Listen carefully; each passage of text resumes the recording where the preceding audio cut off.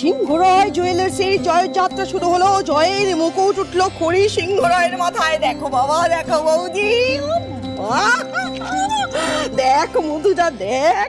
আরে তুমি এটা দেখো, ঘড়িকে আর দুটিকে কি সুন্দর লাগছে না, পুরো রাজরানীর মতো বলো। হ্যাঁ ছাড়ো ছাড়ো ছাড়ো, বাবা বাবা বাবা দেখুন দেখুন কি সুন্দর লাগছে দেখতে। হ্যাঁ দেখেছি তো, কিন্তু শুধু খড়ি দুটি নয়, তোমাদের প্রত্যেককে কালকে স্টেজে এক একজন রাজরানীর মতো দেখাচ্ছে। একদম ঠিক কথা।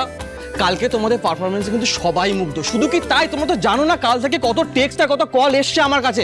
সবাই কংগ্রাচুলেট করছে তোমাদের, খুব ভালো করেছো, আমি খুব ইমপ্রেস। বলছিস ও করবে না কংগ্রেচুলেট? জানিস কাগজে কি লিখেছে? কাগজে লিখেছে সিংহরায় জুয়েলার্সের এই জয়ের পেছনে সিংহরায় জুয়েলার্সের পরিবারের অবদান রয়েছে। আমরা প্রত্যেকে একেবারে র্যাম্পের পেশাদার মডেলের মতো শো করেছি। মিস্টার সান্যাল বলুন। হ্যাঁ কি অর্ডার, নতুন অর্ডার? হ্যাঁ হ্যাঁ বলুন না, হ্যাঁ ডিটেলসে বলুন। হ্যাঁ ঠিক আছে ঠিক আছে, আপনি একটা কাজ করুন, আপনি মেল করে দিন। হ্যাঁ মেল করে দিন আপনি। এই শোন, একটা ব্যাপার আমার ভাল লাগছে না, আমার খুব খারাপ লাগছে।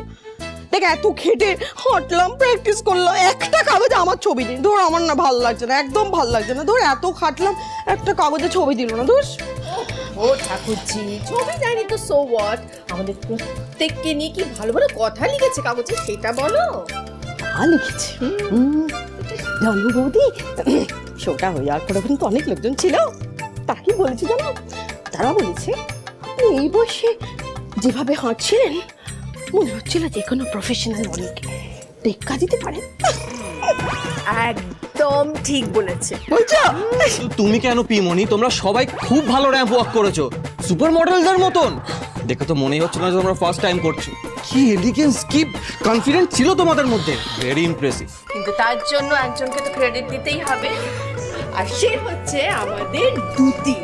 সত্যি দুটি না থাকলে এটা পসিবলই হতো না। কি সুন্দরভাবে আমাদের সবাইকে বলো র্যাম্প ওয়াক করতে শিখিয়ে দিল মেয়েটা। তোমার হিল পরে তো আমার যা অবস্থা হয়েছিল প্রথমে, কিন্তু বিশ্বাস করো দিদি, স্টেজে উঠে জাস্ট আমার মনে হলো আমি সব জানি, সব পারবো। এটাকে কি বলে জানো মা? কি? এটাকে বলে ন্যাচারাল ট্যালেন্ট।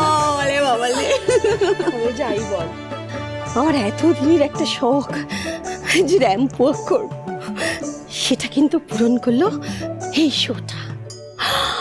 বাবা, এত মানুষের অ্যাটেনশন, এত মানুষের প্রশংসা, আমার যে কি ভালো লাগছিল, আমি যে কি এনজয় করেছি বাবা। কিন্তু একটু লজ্জা লাগছিল, কিন্তু খুব এনজয় করেছি জানো। দিদি কালকে তোরা যা করেছিস না, ভাষায় বর্ণনা করা যাবে না, অসাধারণ, অসামান্য। আর সত্যি এই সবটা কিন্তু পসিবল হয়েছে খড়ির জন্য। খড়ি না থাকলে আমরা এত বড় স্টেপ নেওয়ার সাহসই পেতাম না। ঠিক বলেছিস ছোট। ঘড়ি যে এতটা কনফিডেন্টলি পুরো ব্যাপারটাকে এইভাবে সামলে নেবে, সেটা আমিও ভাবতে পারিনি। I am so proud of her.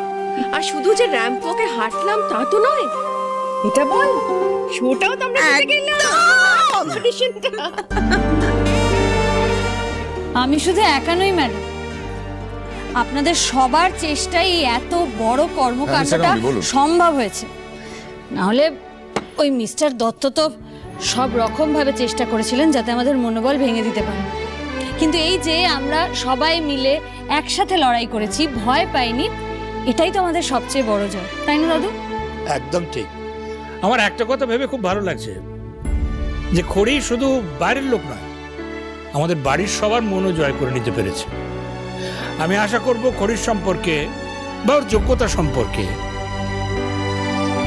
আর কারো মনে কোনো প্রশ্ন থাকবে না। একদম ঠিক বলেছেন বাবা। বাবা, আমাদের যত পুরনো অর্ডার্স ক্যান্সেলড হয়ে গেছিল, প্লাস আমাদের পুরনো ক্লায়েন্টস যারা আমাদের ছেড়ে চলে গেছিল, সব কিন্তু ফেরত এসে গেছে শুধুমাত্র খড়ির জন্য। সকাল থেকে ননস্টপ ফোন কলস। এইভাবে চলতে থাকলে কিন্তু আমার মনে হচ্ছে হ্যাঁ, খুব ঠিক আছে। শিগগিরই আমরা আবার টপ পজিশনে পৌঁছে যাবো বাবা। টাইমে পৌঁছে যাবে সবকিছু। মোদি অলরেডি পুরোনো অর্ডারগুলো সব ব্যাক করছে। So proud. দাঁড়াও, আরেকটা হ্যালো। হ্যাঁ হ্যাঁ হ্যাঁ মিস্টার বোস বলুন। হ্যাঁ ঠিক আছে, হ্যাঁ হ্যাঁ হ্যাঁ পৌঁছে যাবে, ঠিক ঠিক। হ্যাঁ হ্যাঁ হ্যাঁ রাখছি রাখছি রাখছি। ওকে ওকে ওকে।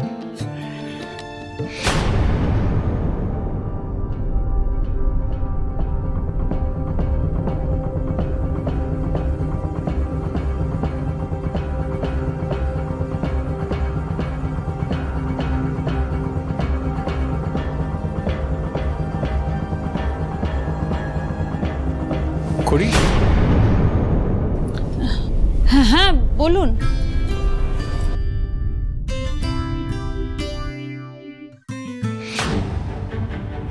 বারবার তোমায় দেখলে যে আমার নিজের অতীত মনে পড়ে যায় করি। যে এইটা আপনাকে কেউ দিয়েছে, এই বুকেটা?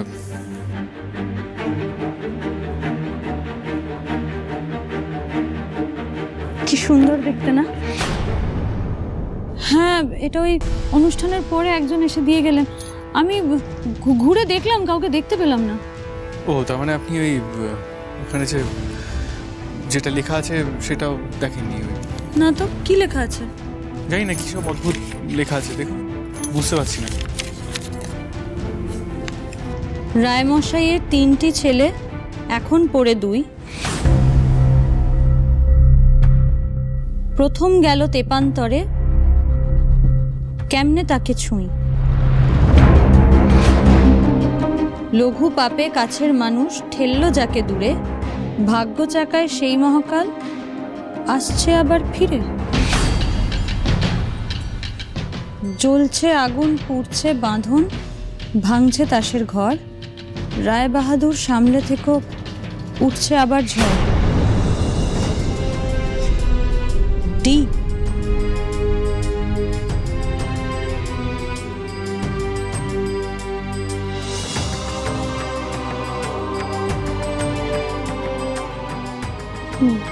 ডি লেখার তলায় কে এই ডি?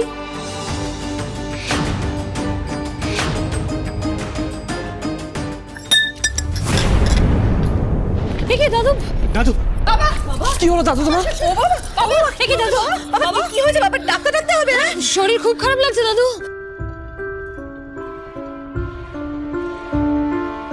হ্যালো, কি?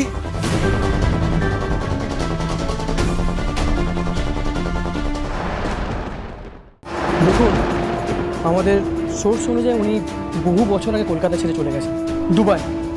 ওখানে নিজের ব্যবসা করেছেন, প্রতিপত্তি করেছেন, সব কিছু করেছেন। এতদিন পর উনি আবার কলকাতা ফিরে এসেছেন। একজন মাফিয়া। কিন্তু আমি তো এটাই বুঝতে পারছি না, jewellery house of the year competition, Jumbo, মিচদি, এদের সাথে মাফিয়ার কি কানেকশন? কেন ক্ষতি করতে চাইছে ওদের? সেটাই তো বুঝতে পারছি। এখন এটাই আমাদের খুঁজে বের করতে হবে। স্যার, একটা খবর আছে স্যার। কি স্যার? মিস্টার দত্ত পার্সোনাল বন্ডে ছাড়া পেয়ে গেছেন। হোয়াট? কি হয়েছে দিদি? কি হয়েছে? What is the matter? Mister Dutta ছাড়া পেয়ে গেছেন। কি? হ্যাঁ করি, আমি শিওর উনি আবার আমাদের ক্ষতি করার জন্য একেবারে উঠে পড়ে লাগবেন। But how is this possible? এত তাড়াতাড়ি উনি ছাড়া পান কি করে? সেটা তো আমিও বুঝতে পারছি না।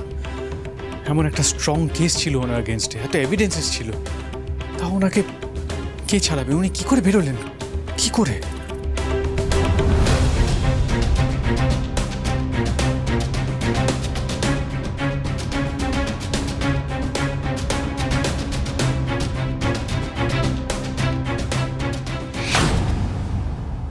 Thank you sir, thank you so much.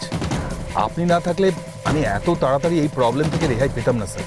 Thank you আমার চাই না দত্ত, তোমাকে বাঁচানোর বদলে আমার কাজটা শুধু করে দাও, দ্যাট উইল বি এনাফ।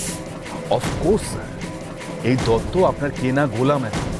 আপনি যা বলবেন আমি তাই করব। তুমি তো জানোই তোমাকে শুধু একটাই কারণে আমি বাঁচিয়েছি দত্ত, যাতে ওই সিংহ রায়দের তুমি গোড়া থেকে উপড়ে ফেলতে পারো। এটা ছাড়া তোমার আর কোনো অন্য উদ্দেশ্য নেই, কোনো কাজ নেই। Definitely sir. স্যার আপনি নিশ্চিন্ত থাকুন, এবার তো এই সিংহ রায়দের আমি একদম বরবাদ করেই তবে ছাড়ব।